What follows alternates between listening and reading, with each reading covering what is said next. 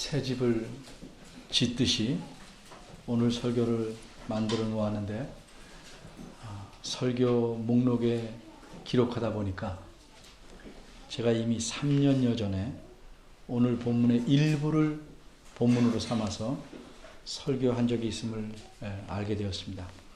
따라서 전혀 의도하진 않았지만 오늘 설교는 결과적으로 리모델링한 설교가 되었습니다.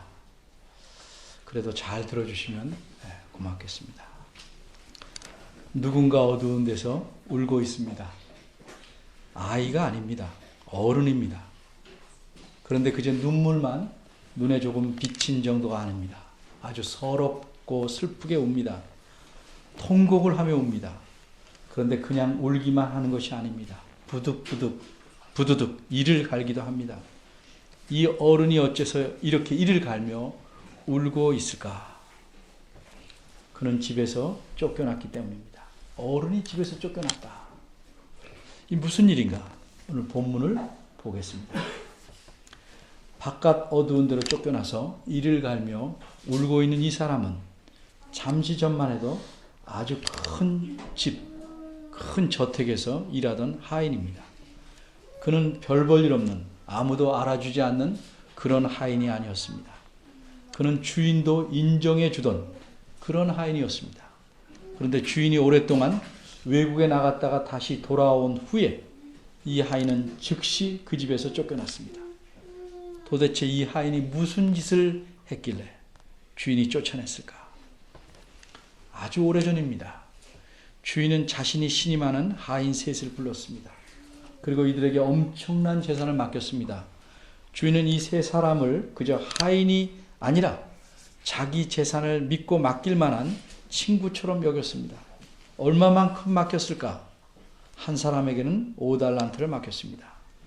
한 달란트는 노동자의 20년간의 임금을 하나도 쓰지 않고 모은 금액입니다.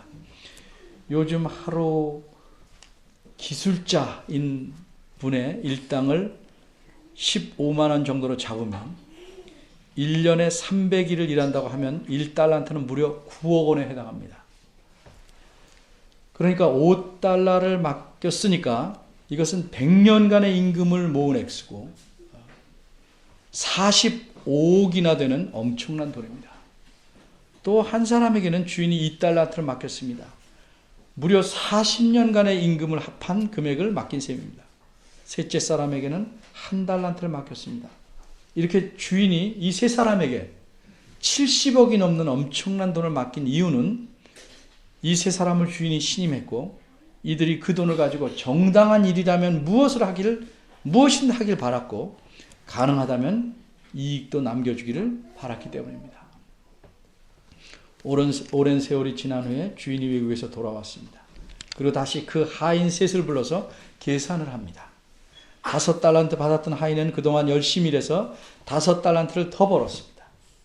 2달란트를 받았던 하인도 마찬가지로 열심히 일해서 2달란트를 더 벌었습니다. 주인은 이 두 사람에게 대단히 만족합니다. 그래서 주인은 이 두 사람을 똑같이 칭찬합니다. 잘하였도다. 착하고 충성된 종아. 내가 작은 일에 충성하였으며 내가 많은 것으로 내게 맡기리니 내 주인의 즐거움에 참여할지어다. 그러면 셋째 하인은 주인으로부터 어떤 칭찬을 받았을까? 먼저 오늘 본문이 어떤 내용으로 이루어졌는지를 보겠습니다. 오늘 본문은 두 부분으로 이루어졌습니다. 24절과 25절은 그 셋째 하인이 한 말입니다. 그리고 26절에서 30절은 주인이 셋째 하인의 말을 듣고 대답한 내용입니다. 이 하인의 말한 내용의 핵심은 무엇입니까? 그것은 25절 끝부분에 나와 있습니다. 셋째는 주인에게 이렇게 말합니다. 보소서, 당신의 것을 받으셨나이다. 이것이 무슨 뜻입니까? 이 셋째 하인은 주인 앞에 1달란트를 내놓았습니다. 그리고 이것이 당신께서 제게 맡기신 것인데 제가 하나도 손해를 입히지 않고 그대로 돌려드립니다 하는 의미입니다. 그런데 자신이 이렇게 고스란히 1달란트를 돌려드리게 된 이유에 대해서 이 셋째 하인은 24절과 25절에서 먼저 말씀드리고 이 1달란트를 내놓은 것입니다. 그러자 주인의 반응이 어떠했습니까? 26절입니다. 하인의 말을 들으니 주인은 화가 났습니다. 그래서 대뜸 이 셋째 하인에게 악하고 게으른 종아, 이렇게 말씀합니다. 어째서 주인은 화가 났을까요? 다시 24절과 25절을 봅니다. 하인은 무엇이라고 말했습니까? 자신이 1달란트를 그저 주인에게 내놓은 이유를 말한 것입니다. 그런데 그렇게 말한 이유를 보면 한마디로 그것이 주인 탓이라는 겁니다. 주인은 굳은 사람, 즉 가혹한 사람이라 이기에 자신이 혹 잘못하여 1달란트로 무엇을 하다 손해를 보게 되면 주인에게 가혹한 일을 당할까 봐 땅에 그것을 파묻어 두었다가 그대로 가져왔다는 말입니다. 주인 입장에서는 참으로 기가 막히고 억울합니다. 주인 자신을 가혹한 사람으로 본 것이 너무도 어이가 없습니다.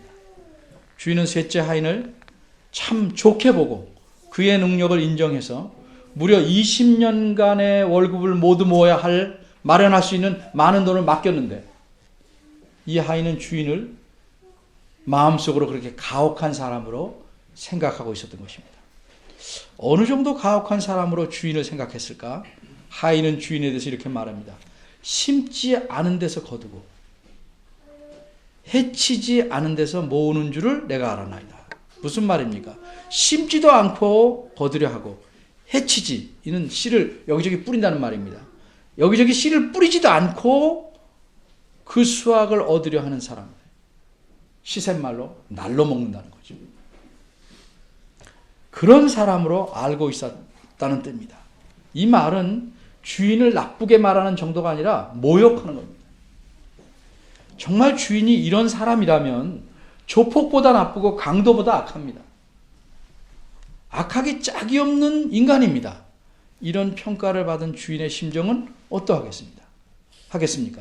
이 셋째 하인은 주인이 자신에게 베푼 은혜와 자신을 신뢰해 준 그 믿음을 깡그리 무시하고 이른바 자신의 잘못을 주인의 탓으로 돌립니다. 그저 살짝 책임을 넘긴 것 정도가 아니고 주인을 정말 이 세상 사람들의 눈에도 가장 악한 사람으로 보일 만하게 악평을 한 것입니다. 게다가 그렇게 주인이 가혹하기 때문에 자기가 두려워서 그렇게 파묻어 뒀다 가져온 것이라고 말합니다. 정말 기가 막힙니다. 이런 일을 당해본 사람은 이 주인의 심정을 충분히 이해할 것입니다. 진심으로 대하고 믿고 신뢰해도 도리어 자신의 잘못을 덮기 위해서 상대방의 모욕적인 언행을 하는 사람들은 어느 시대나 있습니다. 셋째 하인이 그런 사람이었습니다. 그래서 주인은 이 셋째 하인을 향해서 진노하며 악하고 게으른 종이라고 말합니다. 어째서 악합니까? 방금 말한 대로 자신의 잘못을 주인의 탓으로 돌리면서 한 수를 더 떠서 주인을 아주 악한 인간으로 여겼기 때문입니다. 자신의 잘못을 알았으면서도 자신의 생각이 정당한 듯이 말합니다. 자신의 그릇된 생각 때문에 주인을 두려워하면서도 자신의 두려움이 주인 때문이라고 말합니다. 자기 마음에 뭔가 거북한 것이 있어서 자기의 눈이 달라져 있는데도 상대가 자신을 거북하게 본다고 생각합니다. 게다가 주인은 그를 게으르다고 평가합니다. 왜 그랬을까요? 여기서 게으르다는 말은 우리가 보통 말하는 행동이 느리거나 움직이기 싫어하는 성미나 버릇, 이런 걸 뜻하기보다는 좀 더 다른 의미를 갖습니다. 이것은 손해를 보거나 위험한 일은 전혀 하지 않으려고 하는 매우 소극적이고 무사안일한 태도를 뜻합니다. 주인은 세 하인에게 큰 돈을 맡기면서 반드시 이익을 남겨라 이렇게 말하지 않았습니다. 그 돈을 가지고 무엇인가 성실하게 일해보기를 원했습니다. 막말로 인간의 눈에는 입이 벌어질 만하게 큰 돈도 사실 이 주인에게는 없어도 될 만한 작은 돈입니다. 그러기에 앞에 두 하인들에게 칭찬하면서 이렇게 말했습니다. 내가 작은 일에 충성했다. 그 수없이 많은 돈을 사용한 일에 대해서 작은 일에 충성했다. 이렇게 말합니다. 이 큰 돈을 다룬 것은 작은 일입니다. 그렇지만 이 일을 어떻게 다루는가? 충성하다. 원어로 말하면 신실하게 다루느냐 아니냐를 주인은 보고자 한 것입니다.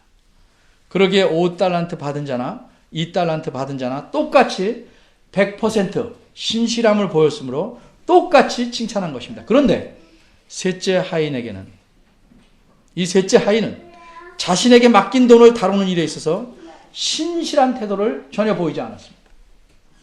그저 주인에게 욕먹지 않는 것이 우선입니다.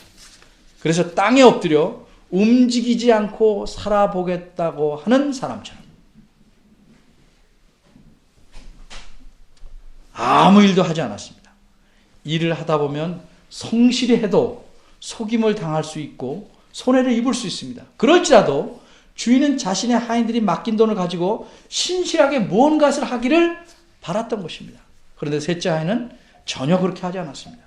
셋째는 의도적으로 악한 짓을 하지는 않았지만 아무것도 하지 않았습니다. 그런데도 이 셋째 하인은 주인의 가혹함 때문이라고 변명합니다. 주인은 이 셋째의 이런 말을 반박합니다. 주인은 이 셋째가 자신의 잘못을 떠넘기기 위해 주인 자신을 헐뜯고 있을 뿐만 아니라 그의 변명 안에 아주 중대한 거짓이 섞여 있음을 알았습니다. 그래서 주인은 셋째가 말한 논리에 따라 말합니다. 셋째의 변명이 거짓이라는 사실을 드러내기 위해서입니다. 이 셋째는 마치 주인에게 손해를 전혀 끼치지 않기 위해서 애썼음을 드러내려는 듯합니다. 근데 주인이 보기에 그건 거짓말입니다. 그래서 이렇게 말합니다. 26절과 27절입니다. 악하고 게으른 종아, 나는 심지 않은 데서 거두고 해치지 않은 데서 모으는 줄 내가 알았냐? 그렇다면, 과연 내 말대로 그렇다면, 내가 그렇게 알았다면 내가 마땅히 내 돈을 취리하는 자들에게 두었다가, 이자놀이 하는 자에게 두었다가 내가 돌아오면 내 본전과 이자를 받게 해야 할 거 아니냐? 내가 정말로 나를 그렇게 알고 두려웠다면, 내 말대로라면 땅에 파묻지 않고 이른바 은행에 맡겨 놓았어야 내 말이 논리적으로 맞는다는 뜻입니다.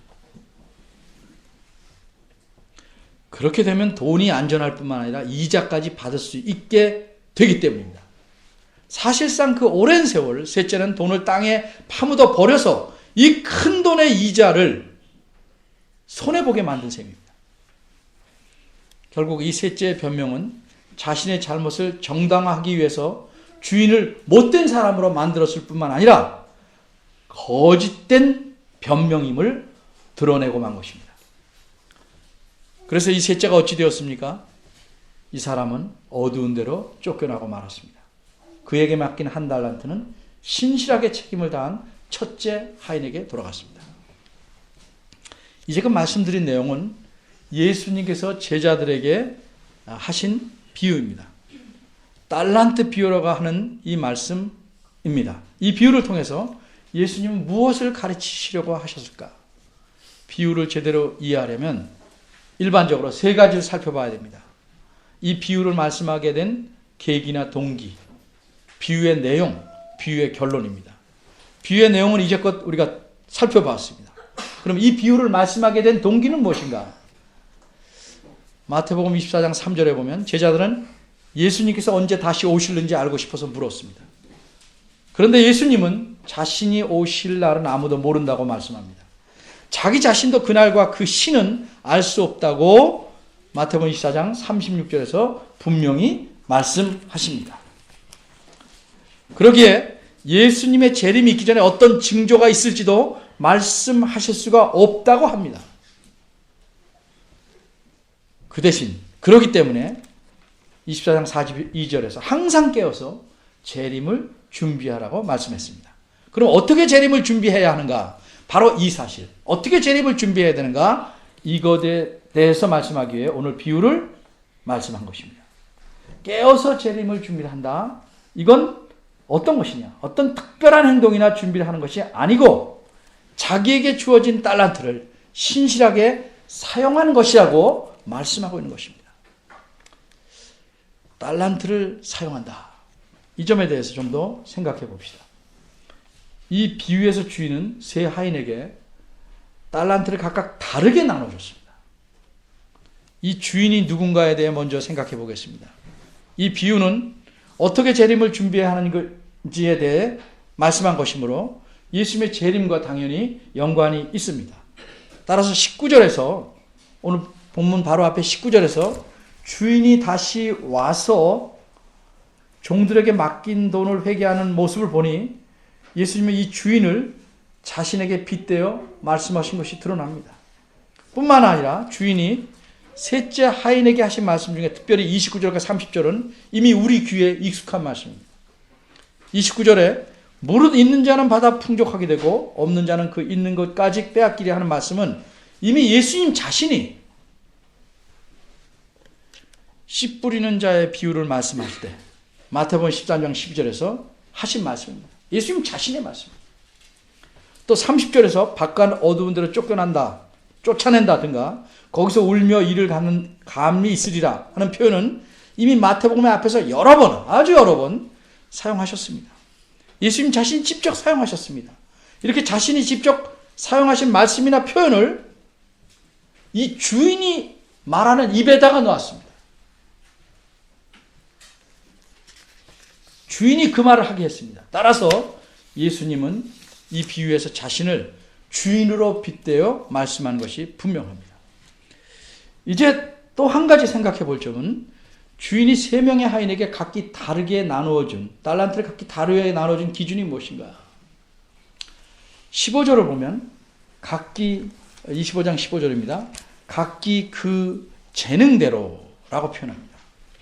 여기서 재능이라는 낱말 때문에 오해를 하게 됩니다. 사람마다 타고난 재능이 다르고 이 타고난 자연적인 재능에 따라 달란트를 다르게 나눠주셨다고 사람들은 생각을 하게 된 것입니다. 그런데 원어대로 보자면 재능이 아니라 능력입니다.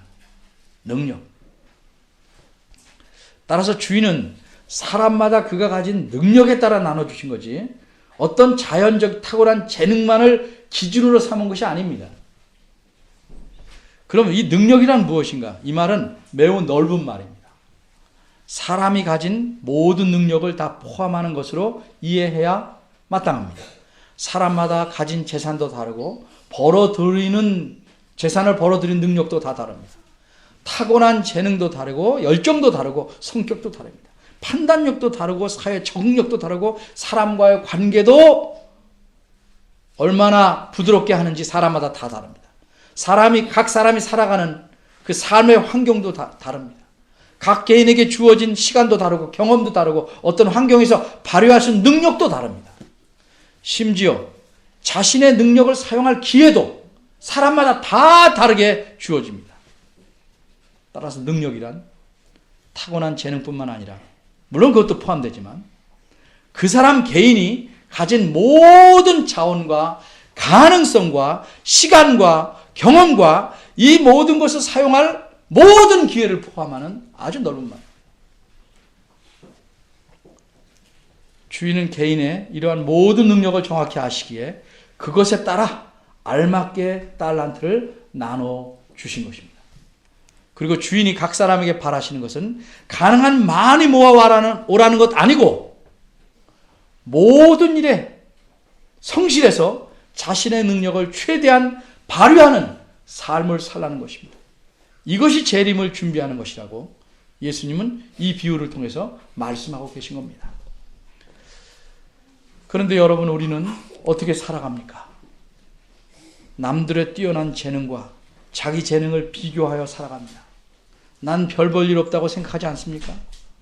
주님께서 자신에게는 별다른 재능을 주지 않으셨다고 삐져서 생각하지 않습니까? 그래서 자신은 주님을 위해서 하고 싶어도 할 일이 별로 없다고 생각하지 않습니까? 그러기에 그저 편하게 별로 힘쓰는 일 없이 하루하루 살다가 주님이 오라고 하시는 날 가면 된다고 그렇게 생각하지 않습니까? 사람마다 능력이 다르고 또 능력은 고정된 부분도 있지만 이 능력이 사용함에 따라 커져가는 부분도 많이 있습니다. 사람이 자라날수록 몸이 자라나고 생각이 자라나고 마음이 자라날수록 자신의 능력을 사용할수록 또 능력이 커질 수도 있는 겁니다. 자신의 거룩함과 성숙함을 이루어가는 것도 능력을 잘 사용하는 것입니다. 베드로후서 1장 3절 말씀을 여러분이 한번 생각해 보십시오. 거기서 무엇이라고 말씀했습니까? 하나님께서 자신의 신기한 능력, 즉 놀라운 능력으로 우리 모두에게 생명과 경건에 필요한 모든 것들을 주셨다고 말씀합니다. 이게 무슨 뜻입니까? 우리가 예수님을 믿을 때 우리가 경건하게 예수님 믿으며 주님을 위해서 살아갈 수 있는 모든 것을 다 이미 주셨다 이렇게 말씀합니다. 문제는 활용하지 않는다는 겁니다. 우리는 누구에게나 주님께 받은 최소한의 1달란트를 갖고 있습니다. 그것이 무엇이냐? 아무것도 못한다 할지라도 자신의 경건과 자신의 성숙함을 이루는 것을 할 수 있습니다. 근데 그 일조차 안 하려고 합니다. 또 하나님을 더욱 경외할 수 있습니다. 따라서 주님 앞에 서는 날 우리는 셋째 하인과 같은 변명이 통하지 않을 것입니다. 이제부터라도 더 이상 변명거리를 찾지 말고 주님을 위해 우리 남은 인생을 쏟아 부어야 합니다. 내게 주어진 모든 것들과 그것들을 사용할 수 있는 모든 기회를 통해서 주님을 기쁘시게 하려는 적극적인 삶을 살아야 합니다. 이것이 하나님의 영광을 위해서 사는 삶입니다. 그리고 이것이 주님께서 우리에게 바라시는 신실한 삶입니다. 주님은 우리에게 많은 업적을 원하시지 않고 신실한 삶을 원하십니다. 어디서나 언제나 신실하게 최선을 다해 산다면 그것이 정말 주님이 가장 원하시는 삶입니다. 여러분은 지금 어떻게 살고 계십니까? 앞으로 어떤 삶을 살아가려고 하십니까? 우리 모두 주님께 칭찬받을 수 있는 신실한 삶을 살아가기를 바랍니다. 기도하겠습니다. 하나님, 저희들의 생각이 이 세상에 많이 물들어 있어서 큰 업적이나 위대한 일을 해야 내 가치와 존재가 인정받는다는 생각에 많이 빠져 있습니다. 그러나 주님은 저희들에게 그것을 원하지 않습니다. 주님을 생각하고 우리 안에 있는 모든 것들을 주를 위해서 쏟아붓고 신실한 삶을 살기를 원하십니다. 세상을 바라보지 않고 주님의 얼굴을 바라보며 신실하게 살아가는 저희들 되도록 늘 깨우쳐 주시고 이끌어 주시고 저희에게 주신 모든 것들을 주를 위해서 활용할 수 있도록 지혜를 주시고 또 꺼내서 쓸 수 있는 용기와 책임감을 주시기를 바랍니다. 예수님의 이름으로 기도합니다. 아멘.